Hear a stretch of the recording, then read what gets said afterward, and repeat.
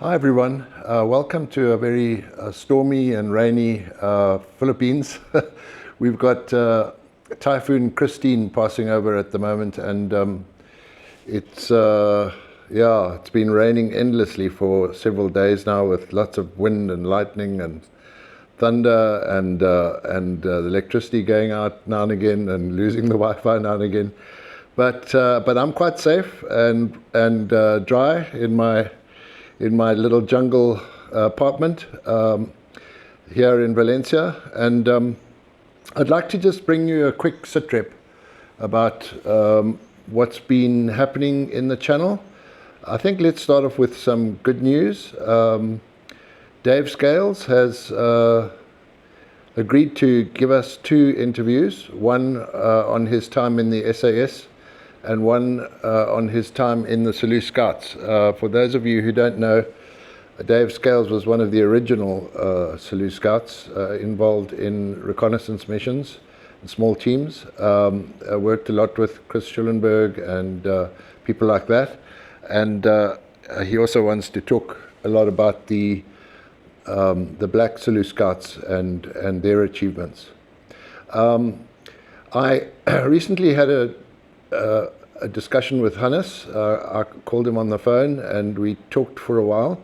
My phone call found him in the Greek islands, where he is with Duncan Clark. Now, some of you may remember Duncan Clark. Clark wrote that book, The Last of the Rhodesians, and is a historian. I think he also wrote Rhodes' Ghost. I think that's one of his books. Let me put a big quick ad in for you for that book so you can see.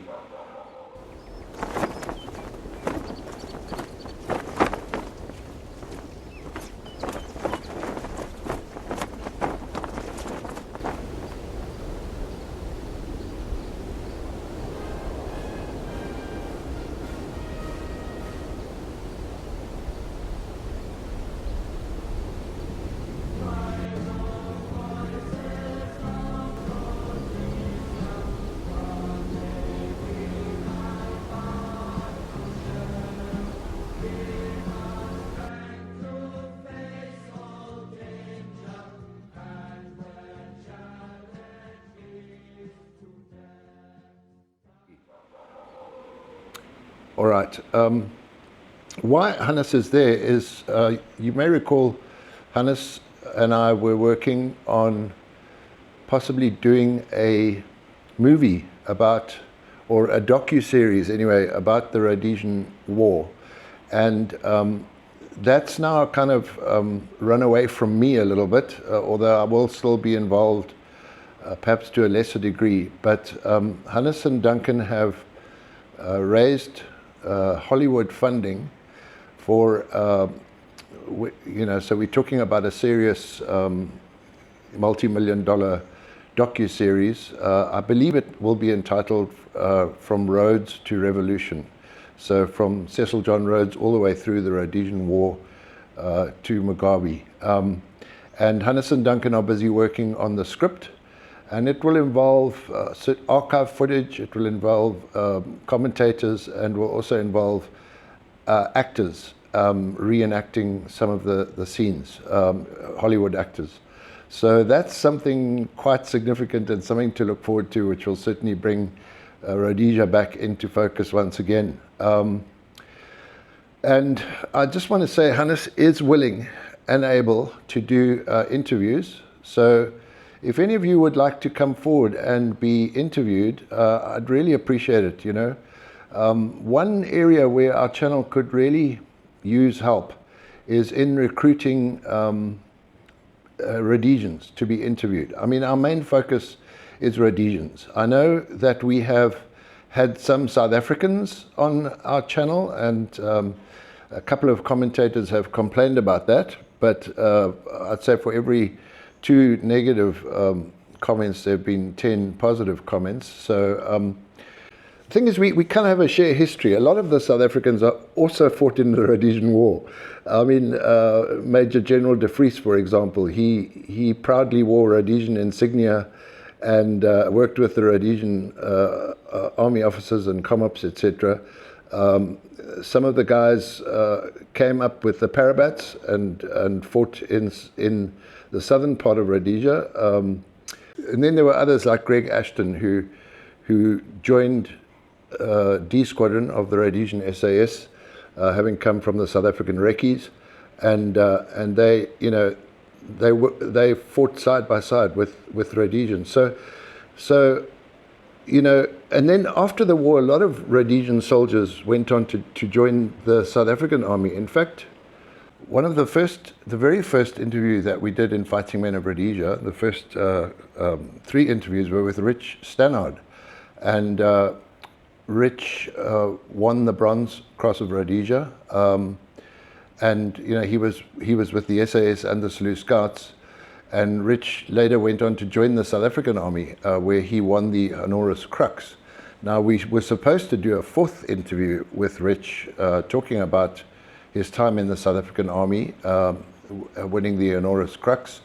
But at that stage, we were kind of unsure about whether, you know, purely South African content would be of any interest to our listeners. But I think, you know, if Rich has got a story to tell, then I'd like to hear, you know, the latter part of his story, particularly if it involves winning a Medal of Honor, you know, or a Cross of Honor, should I say, and even about his later life, you know, what he did in after the war and where he's landed, and it's quite interesting to see how some of the guys have ended up. So yeah, we desperately need Rhodesians to come forward. I wish more RLI guys would come forward and tell their stories, because really in many ways the RLI saw almost more action than anybody else, because they were responsible for Fire Force missions. So we've heard a lot from the SAS guys, and we've heard quite a lot from the Selous Scouts, but very few RLI guys have come forward. The Grey Scouts have been quite good. Even INTAF, you know, the INTAF guys have been giving us lots of interviews. The BSAP guys have given us lots of interviews. The Air Force guys have given us lots of interviews. But the RLI guys, you know, apart from Log Enslin and Fergus O'Brien, I'm scratching my head thinking of, you know, we need more RLI guys. All the RLI guys I speak to, Burry Hume gave us a nice talk, but just about all the RLI guys I've spoken to have declined, which to me doesn't make any sense. We have a rich history, guys, and we need to put it on the record. So here's an appeal to guys from the Rhodesian Light Infantry to come forward and tell their fascinating stories. And I'm wearing my RLI shirt and my RLI cap to try and encourage you to do that. I mean, you know, really what the role is at the moment is, with Hannes being so busy on other projects in Zambia and in Hollywood, he's still available to do interviews and still wants to support the channel. But, you know, at the moment, the guy carrying all the burden is Tony Ballinger. Tony does recruiting, and he does a much better job than me. That's the biggest schlep for him, is for every 10 people he contacts, he maybe gets 1 to actually do an interview, and then maybe the sound is bad, or, you know, the guy is really boring, or, you know, something. You know, some guys just, I don't know, very dry, and, you know, I just don't feel he has really a story to tell. But then, you know, occasionally we come across a real gem, and those are the ones that interest us. I mean, I wish I could, you know, get some of the high-ranking RLI guys, even the NCOs, you know, to come and give us a talk. I mean, some of them have spoken, like Jeremy Strong, but you know, let's get some more RLI guys and RAR guys to give us a talk, please. Okay, just talking about the ratio of South Africans to Rhodesians. I think we have 318 videos on Fighting Men of Rhodesia, and I'm not including in that number the ones on the unauthorized history of Africa, or the hunting stories, or the remembrance series, etc. Those are separate interviews. The things that actually come up on Fighting Men of Rhodesia are pure Rhodesian interviews. Of the 318 videos, only 8 of them have been purely South African. You know, General Bornman and General De Vries, etc. And so, you know, that means 310 out of the 318 are essentially Rhodesian interviews. Now, when I say Rhodesian, maybe the guy wasn't born in Rhodesia, maybe he came from the UK, or maybe he does, like myself, have a strong South African connection. I mean, I was born and raised in Rhodesia, but both my parents are from South Africa, or were from South Africa, should I say. And so, you know, there is a strong connection between Rhodesia and South Africa. And so I personally don't think there's you know, unlike legacy conversations with Chris Kotze, where the focus is purely on South Africa, our focus is, I would say, almost purely on Rhodesia. But we do have that connection, and from time to time we will explore that connection and follow through. Talking about audio quality, I spent 3 days editing a video recently from a guy from Guard Force, because we've only had one other guy from Guard Force, and I wanted to. This guy has such a great story to tell, but the audio was so bad that I basically wasted 3 days of mine. Because in the end, I had to just admit defeat that I cannot fix this audio, and it just was illegible. And so I just want to say that for those of you who struggle to sometimes hear what is being said, if you look in the video description, so when you're watching the video, directly underneath the video is a description of the video. If you click on that and then go right down to the bottom of the description, it says show transcript.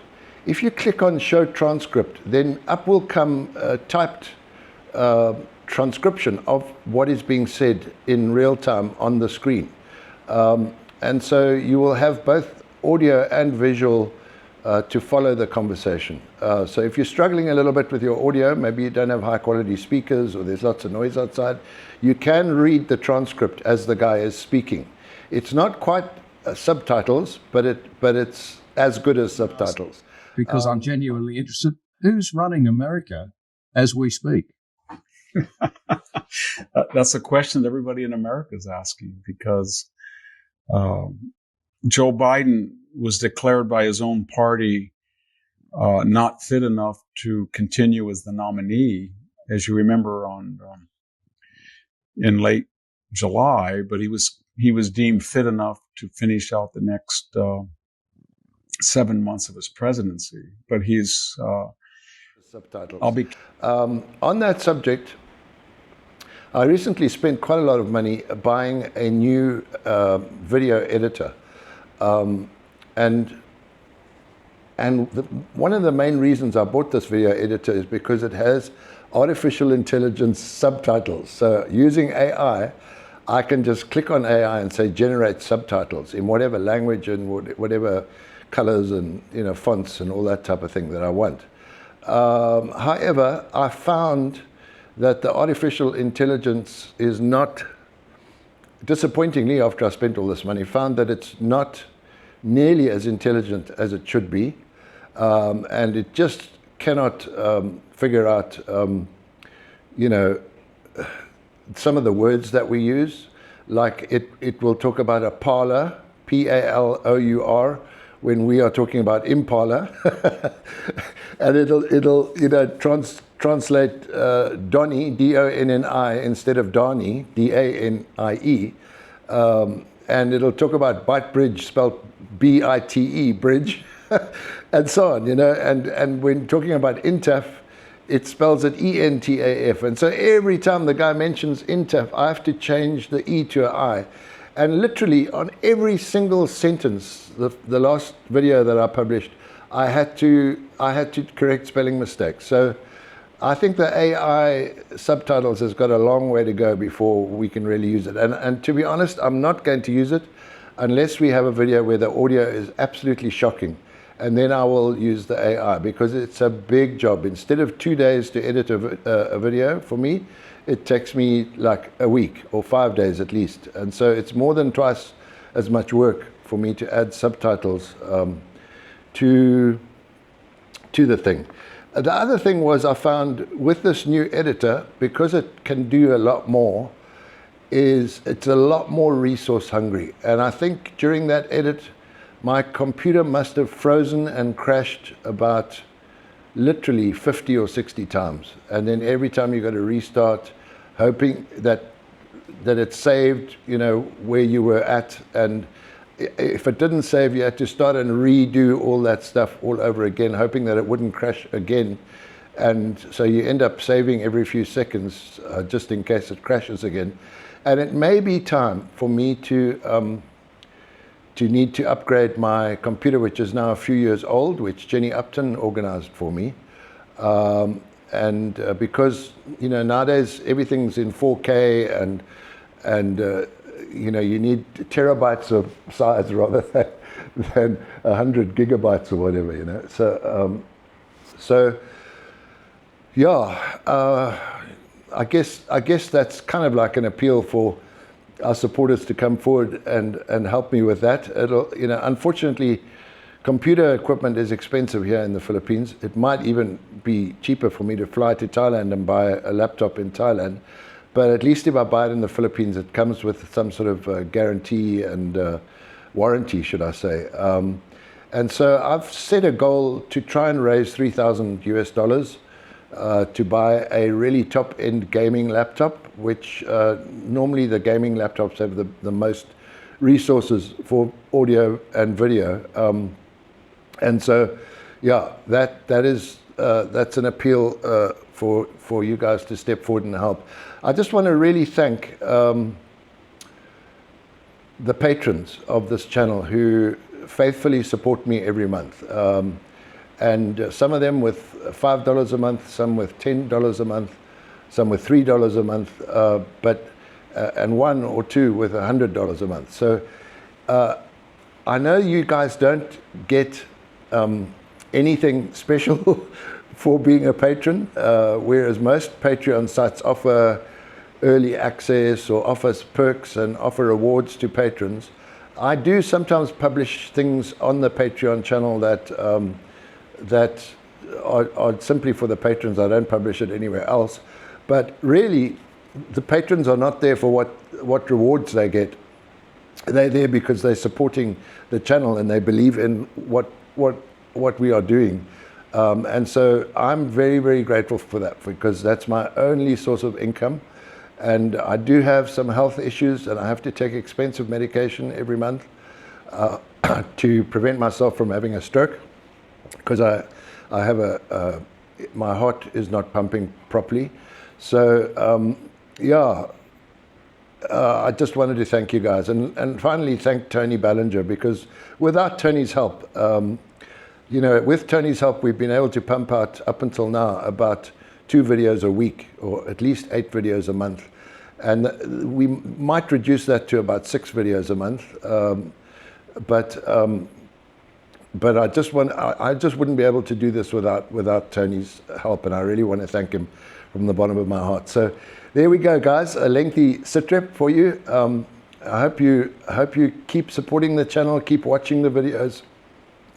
Please subscribe. Let's try and get our numbers over 20,000 subscribers. We're now at, I think, 19,600 and something. So we need another 400 subscribers. But thank you very much, and God bless. Bye.